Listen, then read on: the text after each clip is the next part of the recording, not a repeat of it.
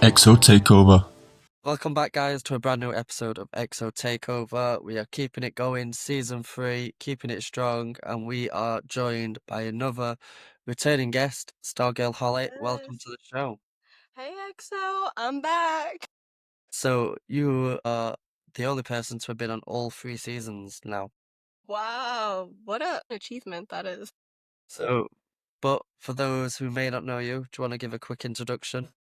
Yeah, so my name is Stargirl Holly. I mainly post on Instagram, but I'm also on TikTok. I'm a content creator for the Weeknd, and it's just truly a passion of mine and a hobby to connect with other XOs and make funny videos and embarrass myself because why not, be a part of the XO fan base and just show my love and the outpour I have for this community and the Weeknd. The one that made me laugh that you've done recently is that one you sent me of you just screaming. I know. So yeah, when I post concert videos, I get extra crazy and I let the wild side go out because the weekend's like right there and my body just can't, it doesn't know how to react. We'll get into the tour a bit later on, Yeah. but I wanna, as you know, XO TakeOver, few questions, then we've got the news segment, and then obviously in traditional style, 5 XO songs. But I wanna kick it off with Hurry Up Tomorrow. Mhm. Been out for a while now, and how do you interpret the message in Hurry Up Tomorrow as a whole? Well, the message overall is just so deep, and there's so many ways that you can analyze the movie and the album together. It's truly a creative story. That's a journey that you go on as an EXO in this community. The message is so deep. I think everybody kind of interprets it in a different way, but for me, I see it as Abel's life journey, his whole story from birth to now, just showcasing all the change he's been through in life. He's been through some really dark, depressing eras, and he really showcases that in his music and connects with others who may experience the same thing, the same traumas. But in Hurry Up Tomorrow, it's kind of the light. It's the end of the weekend. He's becoming his true self, Abel again, and he's really just trying to show the beauty of wrapping up this whole, I don't know, man, like all these albums that he's put out coming together as one. And I really liked in the movie how it was kind of this push and pull of good and evil, where Jenna was kind of the good. She was not a real person, but she was trying to pull him out of that dark, depressing side that Barry was portraying. And so I really love that message in the movie. And I think Abel's probably the happiest he's ever been. I've seen him smile so much. And I think he's just so happy to have this album really solidify everything that he's been putting work into and who he is now. That is an incredible answer. Yeah. Honestly, that's like Blew you away. I blew you away. so, with EXO as a whole, we've got The Weeknd, the main man himself. We've got Nav, Cherry, Ellie. I think that's it for now. I don't Yeah, know it's if not too many people on the label yeah. right now. How has EXO, the collective of EXO, how have they influenced your music taste?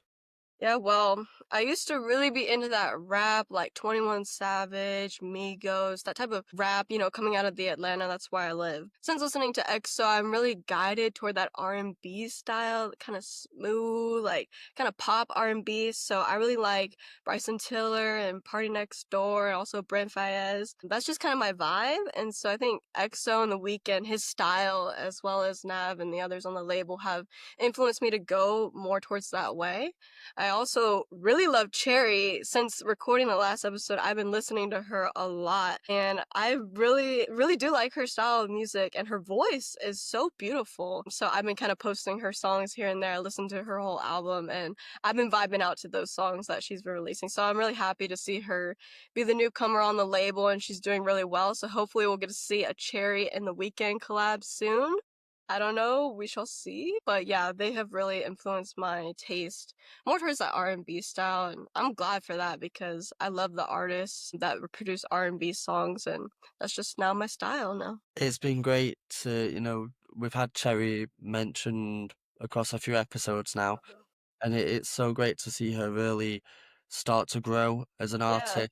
And, we did technically have her feature on Hurry Up Tomorrow. that's true, but it wasn't like a full collab where they're both singing together. I hope that one day we can see them like both sing on one song together. I'm still really hoping that at some point we get an EXO album. I feel like that. Yes, so true. We do need that. Like, come on, Abel. We're waiting. Well, we need something, or like even an EXO fest. That would be quite. That would be dope. Like, put everybody together, meetups, collabs, content creation. That would be an insane time. Abel, if you're watching this, You know what to do. come on, put something together. No, for real though. With the weekend coming to an end, and if we look back on all the discography that we've had, from House of Balloons to Hurry Up Tomorrow, what song do you find yourself going back to the most? Well, I have many that I keep going back to, but off the new album, Cry for Me, for sure. That song, you always have something going off in the background. Last episode you did too. I was like, huh? But anyways, Cry for Me for sure off the new album. It just brings a lot of adrenaline out of me and a lot of emotions that spike. Definitely relate to that song right now with what I'm going through. And I just really love the hype on it. He really put a lot of energy into that song and you can feel it. Like, I can feel it. Girl, pick up your phone. I can't believe it. Hey. But yeah, that and also Opening Night off the new album. Like, one kind of took me for a surprise after I kept listening to the album, I kept re-listening to Opening Night. I really like the connection of that song to the movie and the tour, and it's really smooth. So those are kind of the two off the new album that I keep going back to right now. What about past this album? Past, like what do I keep listening to? Well, right now my focus has been on the new album, but I am listening to a lot of Kissland, honestly, because he is performing that on tour. So I've been going back to Kissland, reliving that era of the weekend, which was fabulous. So Tears in the Rain, Pretty, those songs kind of on my repeat as well. Fair enough. I think I've seen a post recently of the milestones each album and mixtape have received. Kissland still hasn't reached 1 billion. It's It needs to, it deserves it. It's criminally underrated, that album. I mean, it's fabulous. If you were to put another album at the bottom instead of Kissland in terms of the amount of streams, which album would I you put? mean, I guess it's not technically an album, but I would put My Dear Melancholy under Kissland. Okay. Why? Is that just because of in terms of track length or Yeah, it's like it's short. I just feel like I don't know, Kissland's a little bit better. I love My Dear Melancholy though, but it is a really sad and slow, kind of depressing um album. So I like Kissland a little bit better. I You don't mean, agree that it is sad and depressing?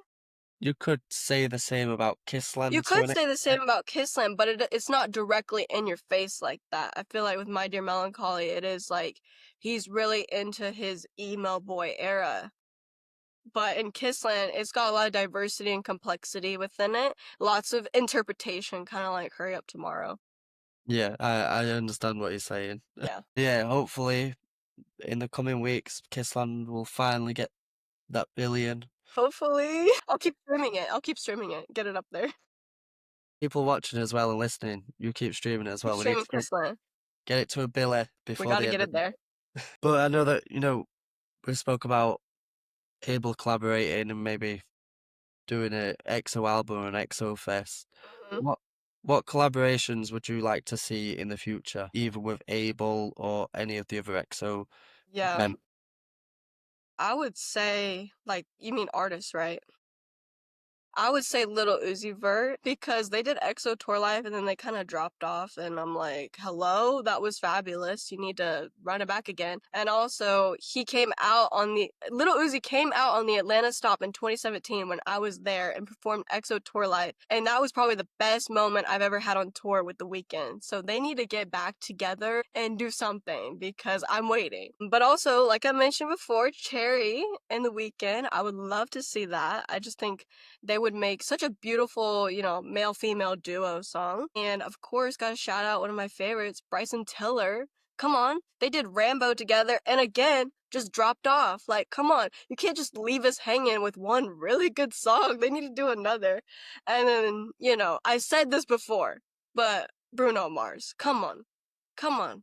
Bruno and Abel, I feel like it would slap so hard, it would be a number one hit global if they did that.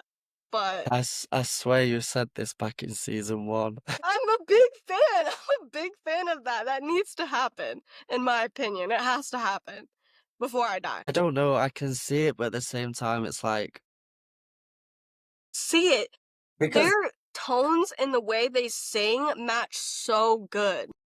they're both at, like, different stages as well, like, That's yeah, true. yeah, they both went through the sad, depressing era, but now Bruno Mars is, like, rapping about strippers and The Weeknd rapping about God, and it's like, where's the Yeah, conflict? yeah. But I just think they would make a phenomenal song. If they could get together on the same wavelength, they'd make a really good song together.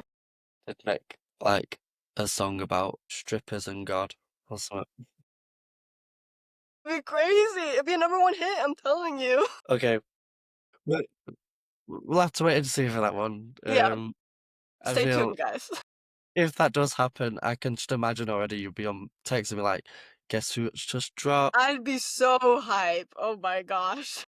Hurry up tomorrow." We've already you mentioned a bit about the film, Yeah, um, and your thoughts on, like, some of the songs in comparison to the film. What about the criticism that the film received? What are your thoughts on, how do you think Abel has handled the criticism of this, going from The Idol to this and still having right. quite a bit of a negative impact? He has faced quite a bit of criticism within his acting career, which I think is really unfortunate because people don't take it lightly on him. I mean, he's a singer. He's not an actor, and people really criticize him for not being perfect and being that superstar movie character. But I appreciate the way he's taken the criticism. He takes it lightly. He's a humble man.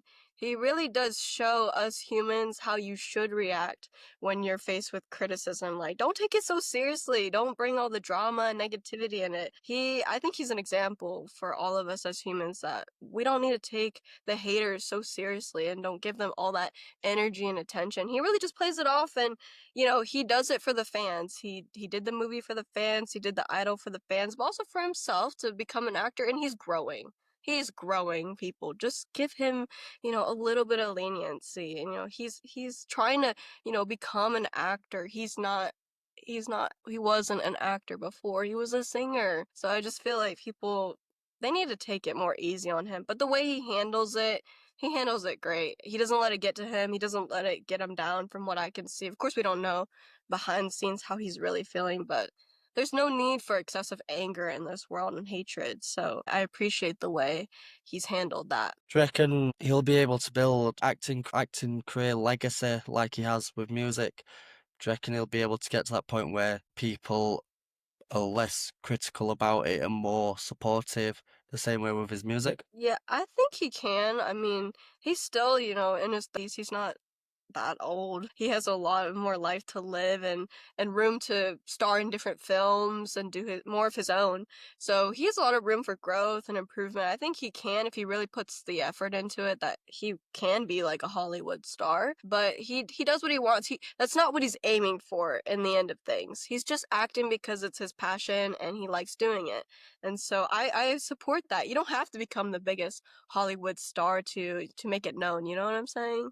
So I support him in whatever he does with acting, and I think he can go a long way, but of course, everybody has to grow and learn. And, speaking of legacy, what kind of legacy do you think that Abel will leave behind once it's all said and done? I mean, he's definitely a different type of artist from many. He's left this incredible story behind that you can just talk about for hours, if not days, because of just all the mentality he's put into crafting these stories on the albums and the individual songs that he does. I mean, the legacy he's left is amazing. I'm so proud of him, and I'm sure EXO can agree as well that we eat up all these stories and this storytelling and these teasers and all that he's done. So I really appreciate that. Also he's just so humble as a person, right? So respectful and everything that he does. and I appreciate that. He's a humanitarian, and not a lot of artists are really that way to where, they appreciate their music, they give back to the fans, but they also give back to the greater community. I mean, he's headlining the Global Citizen Festival. How amazing is that? Like, let's go, Abel. I'm excited. I wish I could go. I don't know. I'll probably not be able to go, but shout out all the EXO that are gonna go and see that live. I mean, what a great cause that is, signing petitions and advocating for all these issues around the world. So just so proud of him and the legacy that he's created and that he continues to go on with to this day. I do think he's left behind quite a big legacy in terms of, his humanitarian work and all the Yeah, donations he's given, to Gaza and to right. Ethiopia and to the Black Lives Matter Mhm. movements. It's that alone is an incredible legacy. Right. That really, he doesn't have to do that. Right. And the fact that he goes out of his way to do this and to show his support, that's already on top of I an know. incredible music career, hopefully an incredible acting career in the future. Yeah, just so proud of him, honestly. Like, shout out EXO, shout out The Weeknd. What an amazing freaking fan base we have, and the artist behind it all is just an incredibly humble, awesome, nice person too. I'm very keen to see how it'll go at the Global Fest. Me too. Speaking of live festivals, you have seen the man himself once again. Yes. Oh, it was fabulous. I mean, as y'all can see from the videos I've been posting, that I went crazy, as I should. I mean, as everybody should. But the visuals, I mean, I think they've certainly improved from the 2022 leg of the tour. I really just appreciate the depth he puts into everything he puts on stage. Like, nothing is random. I appreciate the city as it's crumbling down in the background, kind of showing the escape to his new life and new era. And the Stargirl dancers are back, looking better than ever.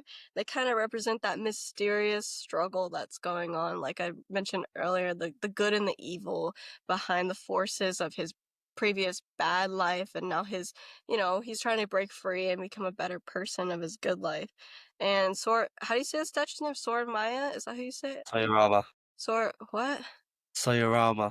Oyarama? Yeah, her, which is gorgeous, by the way. The way it's kind of portrayed in the middle of the stage, it's like golden and shiny.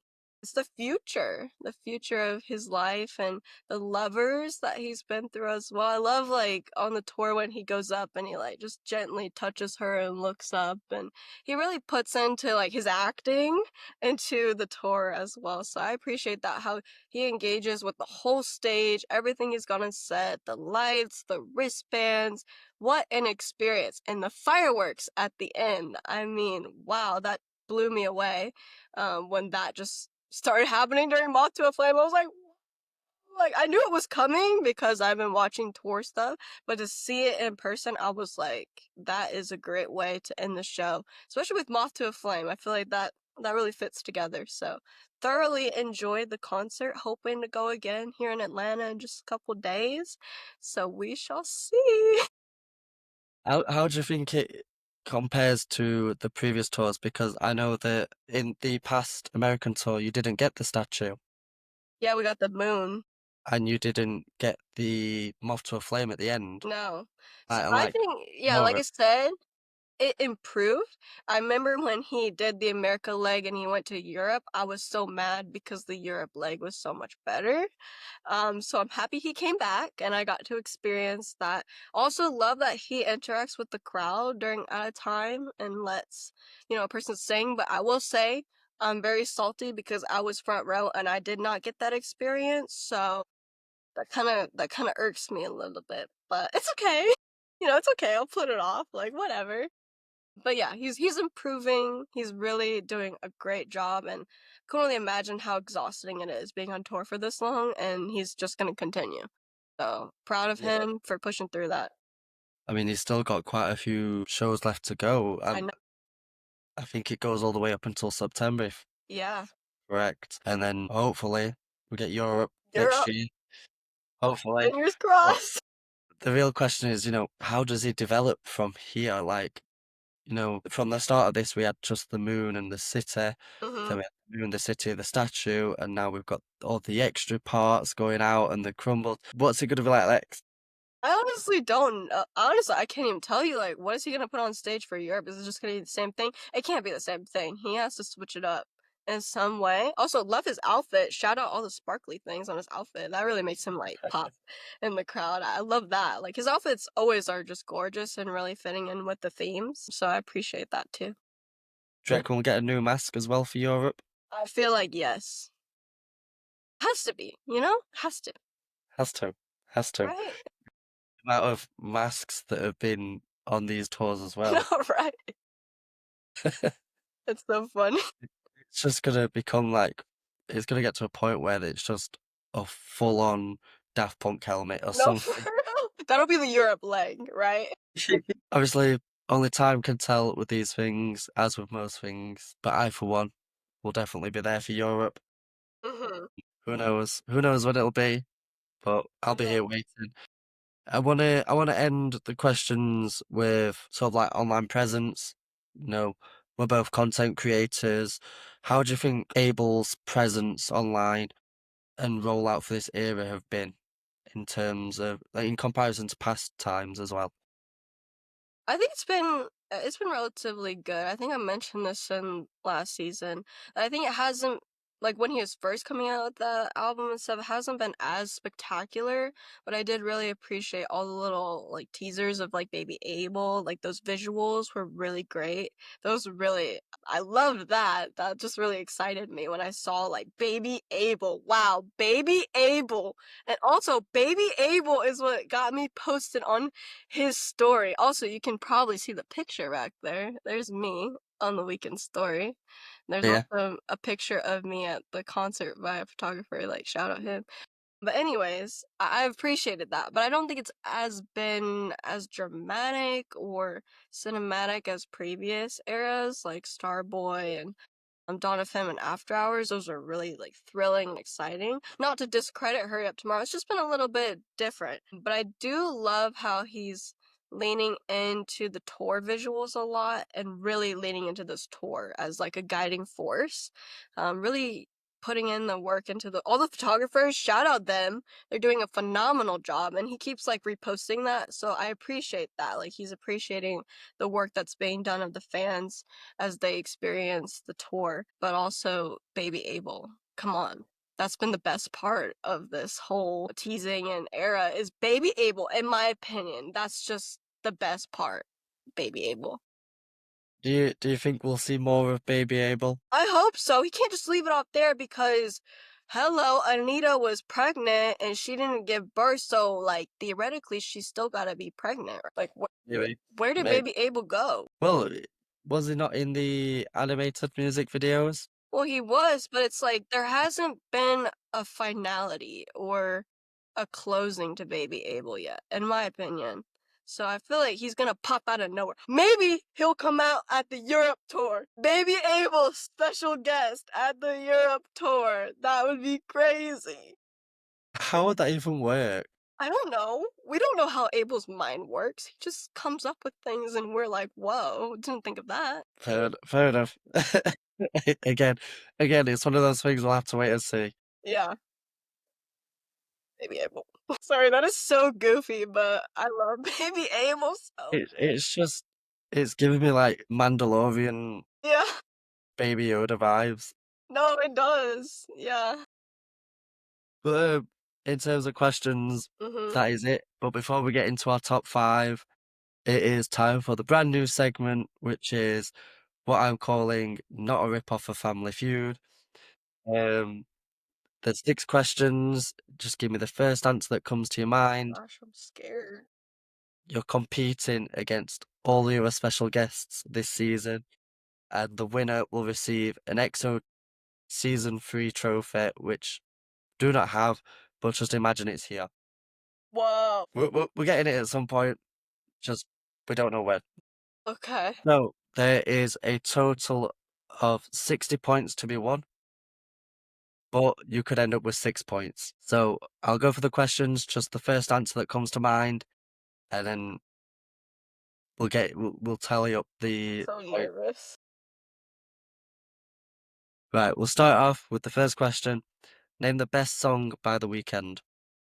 Angel. Okay. Name the best feature that The Weeknd has been on. XO Tour Life with Little Uzi. Was he on that song? Yeah. Are you sure? That's Little Uzi's song and The Weeknd was oh wait. Okay, wait, hold on. Revoke. Because he technically really wasn't on that song. Best feature? Like he's Can't think of I didn't because I want to say something, but it's not the best. You know what I'm saying? Hold on. you Best can't probably I Google. know. Best feature is well, I don't even know if I can say that. I was gonna say when he sang on the song for the Hunger Games. That's not a That's feature. not a feature. Bro. All right, I'm gonna. Okay, best feature is.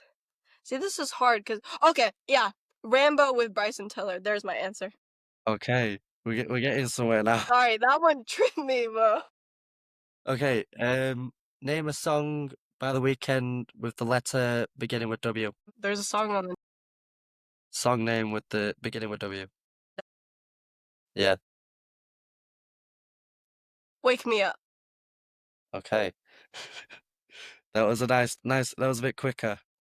Hang on, I'm missing some questions. This is so stressful. Name the best projects by The Weeknd. Trilogy. Okay. Name the most underrated song Underrated song, like of all time. by The Weeknd Of all time. of all time. Prisoner with Lana Del Rey. And finally, name the worst song by The Weeknd. Earned it. So Okay. much hate for that. Right. How did you think you did? I don't think I did very good because I tripped up on the answer with the feature because I don't know why like that threw me for a loop, but yeah. Other than that, I think I did okay. Honestly, I don't know where you was going with feature because it's not on XO Tour Live. And then you went Hunger Games, which is his own song. And But my answer is Rambo with Bryson Tiller. That's a good one. Oh my gosh, my picture just fell off the wall. you're getting fed up. All right, No, let me tally these points up. Hang on. no, but can you like give me some credit for my brain tripping? Like, just give me some slack, bro. My brain is all over the place right now. I'm so scared. No, Okay, are you ready for your score? sure. Out of 60, how many do you think you got first? Like 20. Less? Less than 20? 10. You got 14. 14 out of 60. How? Is it by like most popular answer? It is That's like not these. fair, bro. I was going by my answer. Man, I don't like Family Feud. Let's restart. Let's do it again. Just kidding. Just kidding, guys. Next season I'll do better. We'll have the scoreboard up and see how you I'm did gonna do again. the worst. I guess. Is there a prize for getting last place? We'll give you a special shout out at the end of this season. Bro. But yeah, let's move on from that. And it's that time of the episode where we hand it over to you to let us know your top 5 EXO songs and why.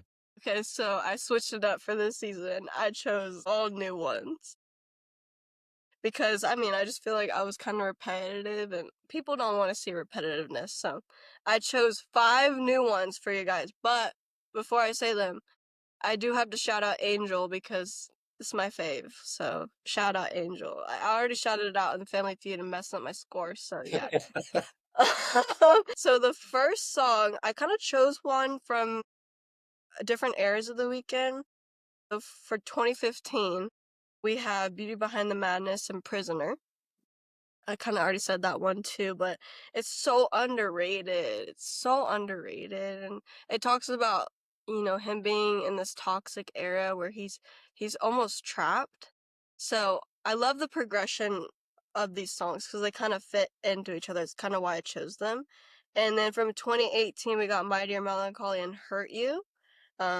and that reveals the relationship arc of this whole story because we know there's some woman involved with all this trauma and breakup drama in his story. So that kind of reveals that, and it's really, really deep. My Dear Melancholy is so deep, so sad, so personal. So I like that. And then going into 2020, we got After Hours with Too Late and Faith. So Too Late, kind of that isolation, right? Isolation moment and Too Late.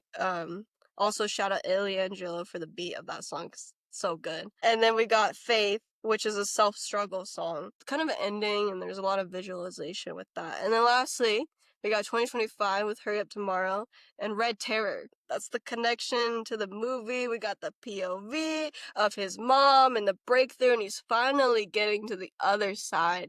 So those are my top 5 just because putting, the end of the weekend, those are my top 5 for, showcasing the story from all his different eras. And also, I love all those songs, so it works out perfectly. That is a very interesting top 5. Completely skipped over Dawn FM, and Yeah, I did, but I could only choose 5, bro. I couldn't choose I know, everything, so I just chose 5. that's what makes it all the more fun. Right. But anyways, Holly, thank you so much for being a part of XO Takeover once again. You're welcome. That is it for this week's episode of XO Takeover. Tune in next Sunday. More special guests, Mhm. give more things, XO. Yup. Hopefully, next guest will get more than 14 points. Who knows? This is so bad. Please cut that out of this whole episode. Nobody needs to see me play Family Feud. Yeah, we'll see you next Sunday right here. You know where to find us. Bro, what?